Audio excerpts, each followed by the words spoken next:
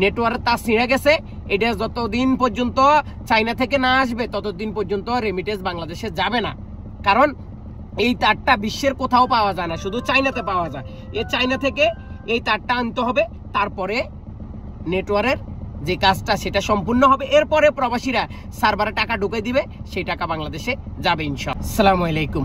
সবাই ফেসবুকটাকে লাল করে ফেললো। আমি কি করলাম জানেন? আমি একটু ব্যতিক্রম, গেঞ্জিটা লাল, প্যান্টও লাল, আবার মোবাইলটাও লাল। এতে করেই আমার ভালোবাসাটা যেন শহীদদের প্রতি, যারা আমাদের তরুণ ছাত্রছাত্রী ভাইয়েরা জীবন দিয়েছে, যারা এই কোটা আন্দোলনের জন্য শহীদ হয়েছে, তাদের প্রতি যে ভালোবাসা প্রবাসীদের, এটা আমি আমার এই দুইটা এই প্যান্ট এবং গেঞ্জি দিয়ে তাদেরকে বোঝানোর চেষ্টা করতেছি। দেখুন,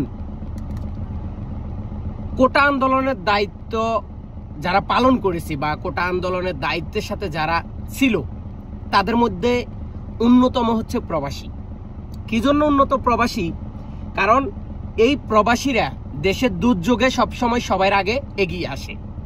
আর আপনারা যাদেরকে চিনেন মানবতার ফেরিওয়ালা, তারা হচ্ছে বিকাশ নাম্বার।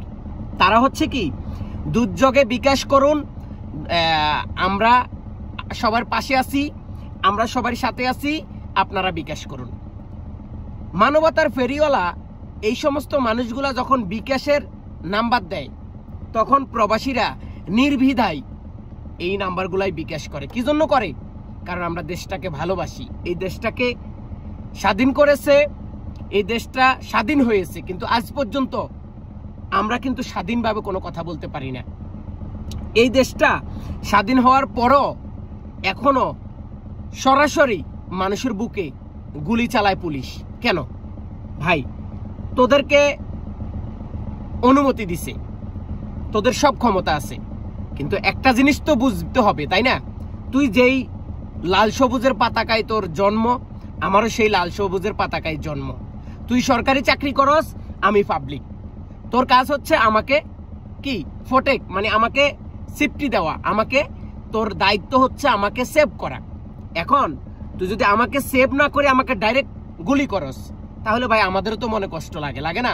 কারণ আমাদের তো মনে কর তোদের প্রতি আমরা সম্মান রাখি।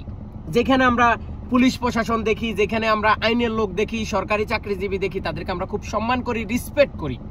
এখন দেখুন, এমন একটা অবস্থায় আমরা চলে এসেছি যে আমাদের দেওয়ালে পেট ঠেকে গেছে। প্রবাসীরা এমনভাবে এখন তাদের বুঝতে শিখেছে, যেটা এখন ফেসবুকে অনেক মানুষ আসি জ্ঞান দেয়, এই জ্ঞানও কিন্তু কাজ হবে না।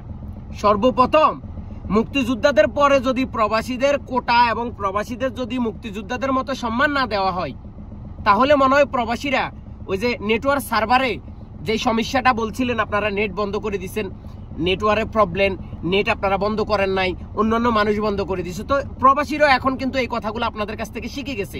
এখন প্রবাসীরাও নেটওয়ার্ক প্রবলেম, প্রবাসীদেরও নেটওয়ার্ক কাজ চলছে, তার ছিঁড়ে গেছে। যে দেখেন, প্রবাসীদের নেটওয়ার্ক তার ছিঁড়ে গেছে, এটা যতদিন পর্যন্ত চায়না থেকে না আসবে ততদিন পর্যন্ত রেমিটেন্স বাংলাদেশে যাবে না। কারণ এই তারটা বিশ্বের কোথাও পাওয়া যায় না, শুধু চায়নাতে পাওয়া যায়।